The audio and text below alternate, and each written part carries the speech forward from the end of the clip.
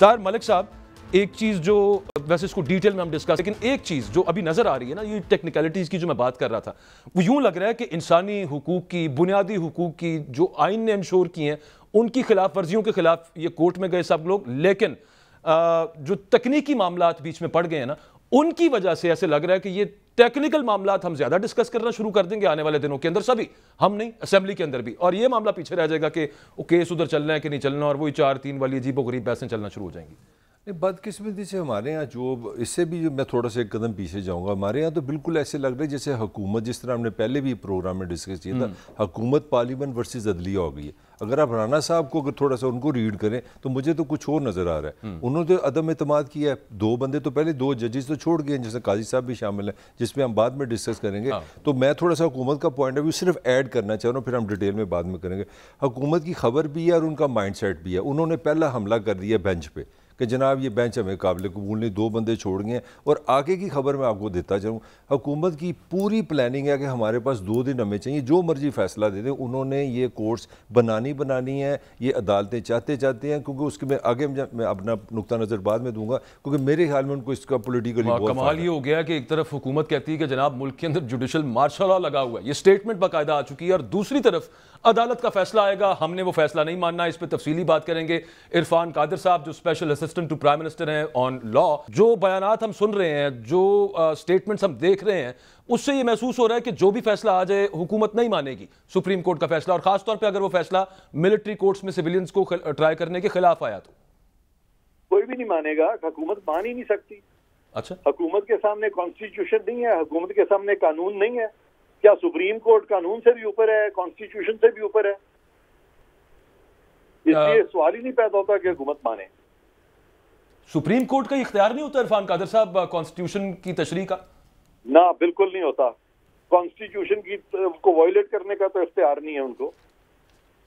नहीं, वायलेट नहीं, मैं तो तशरीह की बात कर रहा हूं। तशरीह तो वहां पे होती है ना जहाँ कोई उबाम हो, जहाँ कोई उबाम नहीं ना हो, वहाँ क्या तशरीह की बात है? ये हेयर स्प्लिटिंग करके, लंबी लंबी बातें करके। आप सिर्फ ये कह देंगे कि सिर्फ इस बेसिस के ऊपर कि ये बेंच रिकॉन्स्टिट्यूट नहीं हो सकता था, इस वजह से ये बेंच गैर कानूनी है, इसलिए फैसला नहीं मानेंगे? इसके अलावा भी रीजन है? सबसे बड़ा रीजन तो यही है ना कि चीफ जस्टिस डेजिग्नेट ने भी कहा है कि ये बेंच इलीगली कॉन्स्टिट्यूट हुआ है, और उन्होंने इसलिए कहा है कि अब बेंचेस जो कॉन्स्टिट्यूट होंगे, अब वो होंगे चीफ जस्टिस और 2 सीनियर मोस्ट जजेस, 3 मिलके करेंगे ये। ठीक, ये अकेला चीफ जस्टिस जो अपनी मर्जी से सब मर्जी के बेंचेस बनाने शुरू कर दे, आइन में ऐसा कोई इख्तियार है चीफ जस्टिस के पास? अच्छा ठीक है, लेकिन वो तो कोर्ट का फैसला ही आया था ना, जिसके बाद जस्टिस मुनीब अख्तर का आपको याद होगा, जिसमें उन्होंने कहा था कि चीफ जस्टिस का क्या कोर्ट का फैसला आया था? जब काजी फायजी साहब ने सो मोटो लिया था वो लॉ मेकर्स को तरक्याती बजट देने के हवाले से, तो उसके बाद जस्टिस मुनीब अख्तर साहब ने ये कहा था फैसले के अंदर कि चीफ जस्टिस के पास इख्तियार होगा बेंच बनाने का। कोर्ट का ही फैसला गलत कहा था, और अब तो कानून बन गया इस पे। यही तो मैं आपको बता रहा हूँ, कानून बन चुका है और उसको वायलेट करते चले जा रहे हैं चीफ जस्टिस बार बार। अच्छा, वो ये कहते हैं कि हम ये देखना चाहते हैं ये कानून जो है ये इन कॉन्सोनेंस है आइन के साथ और सुप्रीम कोर्ट के पुराने फैसलों के साथ या नहीं, तो ये आर्गुमेंट ठीक नहीं है उनका। समझ गया हूँ, देखें, जब तक वो उसको देख रहे हैं तब तक तो फॉलो करें ना कानून को। तो आपके ख्याल में इरफान कादिर साहब, बंदयाल साहब को ये सब कुछ पता होगा यकीनी तौर पे, ये जो तकनीकी है खास तौर पे? नहीं, बेंच रिकॉन्स्टिट्यूट नहीं हो सकता, ये नहीं पता उनको? उन्होंने जज बनने से पहले इतना आईनी काम किया ही नहीं हुआ था, उनको नहीं पता इन चीजों का।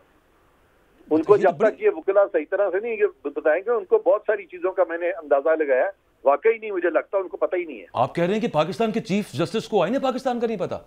नहीं, इतना ज्यादा नहीं वो जानते। ये मेरा बहुत सारे केसों में उन्होंने इस तरह किया। उन्होंने ये जो डेट दे दिया इलेक्शन मैटर में, तो उनको नहीं ना पता कि आप नहीं डेट दे सकते, आपका कोई रोल ही नहीं है सुप्रीम कोर्ट का। पनामा केस में जो जजेस ने कह दिया था कि आप चेयरमैन नैब रेफरेंस फाइल करें, दैट मीन्स उनको कानून का नहीं पता, क्योंकि चेयरमैन नैब ने सुप्रीम कोर्ट की डिक्टेशन पे नहीं फाइल करना।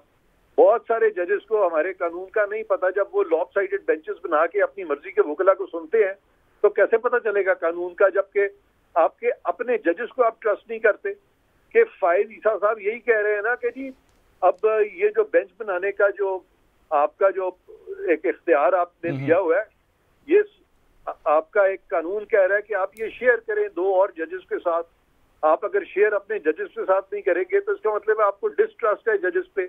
और अगर वकीलों में भी आप उन वकीलों को सुनना चाहते हैं जो आपके मसलक के मुताबिक है और दूसरों को नहीं सुनना चाहते, तो आप कैसे सीखेंगे सारी चीजें? नहीं, अच्छा इरफान कादिर साहब, ये रूल्स एंड प्रोसीजर एक्ट वाला जो मामला है, इसको अगर जो इस पे नोटिस लिया हुआ है, इसको सुप्रीम कोर्ट डिस्पोज ऑफ कर देती है और जल्द कर देती है, तो फिर तो कोई एतराज नहीं रहेगा काजी फायज ईसा साहब के पास। एग्जैक्टली, काजी फायज ईसा साहब यही तो फरमा रहे हैं कि भाई अगर वो अनकॉन्स्टिट्यूशनल है तो डिक्लेयर करे ना, और अगर नहीं डिक्लेयर किया तो मुअत्तल तो आप कर ही नहीं सकते।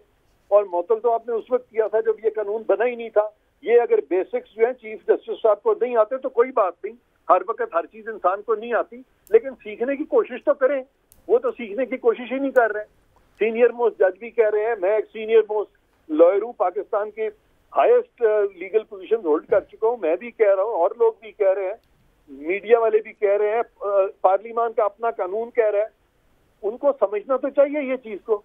अच्छा इरफान साहब, आपने शुरू में फरमाया कि सुप्रीम कोर्ट का हक नहीं है कि वो आइन की तशरीह करे, जो आम आदमी की, हम तो लीगल एक्सपर्ट नहीं है, तो ऐसा नहीं है जिस तरह मैंने वजीर अपना दाखिला की आज बात सुनी है, महसूस ऐसे होता है जैसे हमारे जो रियासती इदारे हैं, हुकूमत है, पार्लियामान है और अदलिया, ये आमने सामने है। क्या हमारी स्टेट खुद आपस में नहीं लड़ रही? बिल्कुल स्टेट नहीं लड़ रही। स्टेट की डेफिनेशन में तो अदलिया आती ही नहीं है। अच्छा, अदलिया स्टेट का हिस्सा नहीं है? अदलिया के चंद मखसूस जजेस लड़ने की कोशिश कर रहे हैं स्टेट से, और कानून से वो नहीं लड़ सकेंगे। कानून स्टेट से कैसे कोई लड़ सकता है? नहीं तो फिर सुप्रीम कोर्ट का रोल क्या रहा? जरा थोड़ा करे ना, थोड़ी रहनुमाई हमारी। सुप्रीम कोर्ट समझे ही नहीं है। 3 जजेस या अकेला चीफ जस्टिस सुप्रीम कोर्ट नहीं होता, इसीलिए तो इतनी देर से हम कह रहे हैं। मैंने 2 दफा बड़े केसों में कहा जी आप फुल कोर्ट बनाएं। फिर जजेस ने कहा, फैसले दिए जजेस ने कि बेंचेस बनाने के लिए आप सबसे मशावरत करें। तो सुप्रीम कोर्ट तो ये कह रही थी कि आप मशावरत करें। मुकन्नना ने कानून भी बना दिया कि आप 2 और जजेस को साथ मिला के फिर बेंचेस बनाएं। तो ये सारी बातें जो है वो ना सुप्रीम कोर्ट की मान रहे हैं, ना पार्लियामान की मान रहे हैं, ना सीनियर वकला की, किसी की तो वो मान नहीं रहे। नहीं सर, आपने गुजारिश है, आपने सीनियर वकला का रेफरेंस दिया, तो एतजाज एहसन को मैं रेड करूंगा, वो भी सीनियर्स में आते हैं, खोसा साहब सीनियर में आते हैं, तो वही लोग तो अदालत में गए हैं। हाँ, लेकिन उनको भी नहीं पता कानून का? नहीं, वो पार्लियामान से ऊपर है।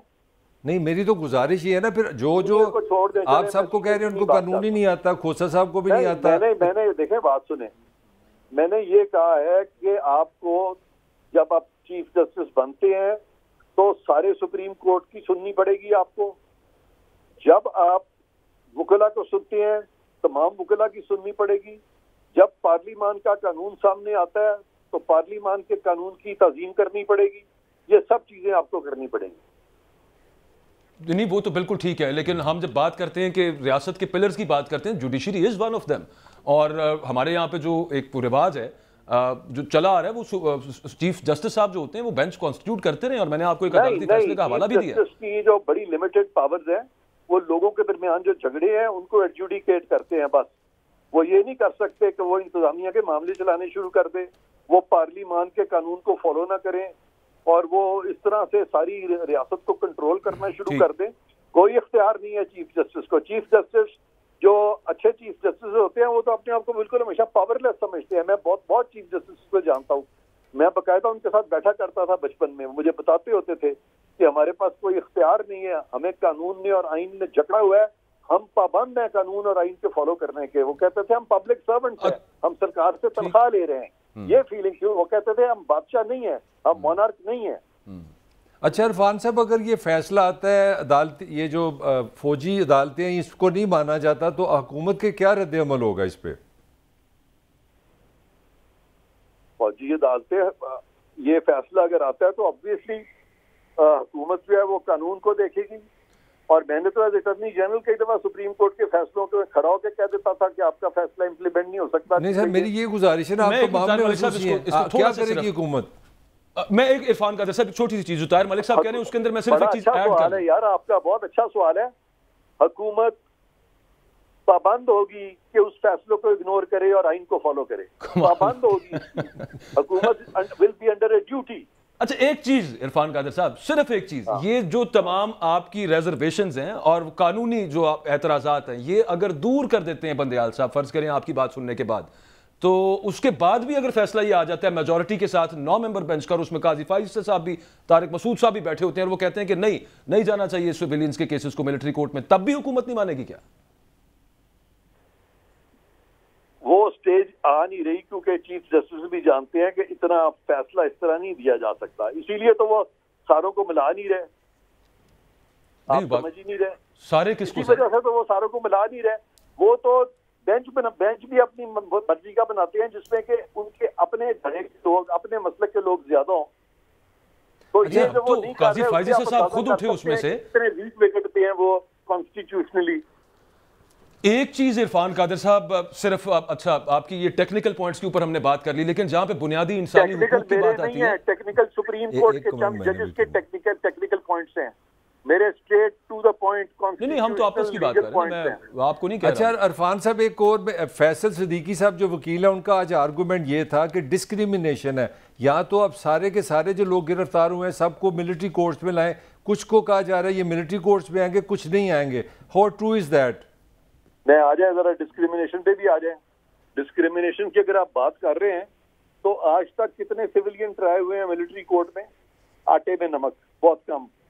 और सुप्रीम कोर्ट के जो फंडामेंटल राइट्स की वायलेशन करके जिन लोगों को निकाला गया रिपीटेडली, उनकी तादाद हजारों में है। Supreme court as a court अपने फैसलों में ज्यादा वायलेशन कर चुका है ये फंडामेंटल राइट्स की बनिस्बत के मिलिट्री कोर्ट्स के, ये मैं आपको बता दूं। लेकिन सर वो जवाब तो नहीं है ना, वो जवाब तो नहीं है कि हम कहें कि चूंकि ये कर चुके हैं तो ये भी कर लें। नहीं, मैंने ये नहीं कहा, मैंने ये कहा है कि ये जो चैंपियन बन रहे हैं इस वक्त सुप्रीम कोर्ट के, ये जो जवाद खाजा है इस वक्त जो आगे आगे हो रहा है, सबसे पहली बात तो ये है कि इसकी अपनी सुना है कोई फैमिली मेंबर्स का मसला है तो वो वेस्टेड इंटरेस्ट में आया, पब्लिक इंटरेस्ट में नहीं आया। That is number 1। नंबर 2, इस शख्स ने तो पीसीओ का ओथ उठाया था, और ये पीसीओ का ओथ उठा के इसने पाकिस्तान के कॉन्स्टिट्यूशनल जजेस को निकाल दिया। ये माइनॉरिटी में थे, इन्होंने मेजॉरिटी जजेस को निकाल दिया जो पार्टी नहीं थे, जिनको सुना नहीं गया था। ये मैं सिर्फ आपको टिप ऑफ द आइसबर्ग बता रहा हूँ। हजारों केसों में इन्होंने लोगों को निकाल दिया नौकरियों से, थाउजेंड्स में बड़ी बड़ी बिल्डिंग्स गिराई, नस्ला टावर जिस चीफ जस्टिस ने गिराया, जिस तरह से साकिब निसार ने महकमों को चलाने की कोशिश की लोगों की फंडामेंटल राइट्स को वायलेट करके, वो तो मिलिट्री तो 100 दफा भी पैदा हो गया है। तो हुजूर वाला, मैं तो सिर्फ इतनी अर्ज कर रहा हूँ कि 2 wrongs डोंट मेक 1 right, इसके साथ टोटली एग्री विद यू। अच्छा, मुझे सिर्फ एक चीज का जवाब दे दीजिए, वो ये है कि जो टेक्निकलिटीज, आप बात समझ नहीं यार, बात तो सुने, आप समझ नहीं रहे मैं क्यों कह रहा हूँ। जी जी, मैं इसलिए कह रहा हूँ कि क्योंकि 2 wrongs don't make a right, इसीलिए सरकार ये कानून लेके आई थी, प्रैक्टिस एंड प्रोसीजर, इसीलिए सरकार ये कानून लेके आई थी कि ये रिव्यू होने चाहिए सुप्रीम कोर्ट के फैसले, और रिव्यू मीनिंगफुल होना चाहिए ताकि वो सुप्रीम कोर्ट के जो फैसले गलत हुए हैं उनको रिविजिट किया जाए, लोगों को दादरसी मिले। ये थी फंडामेंटल राइट की बात। ये अब इस मामले में ले आए हैं।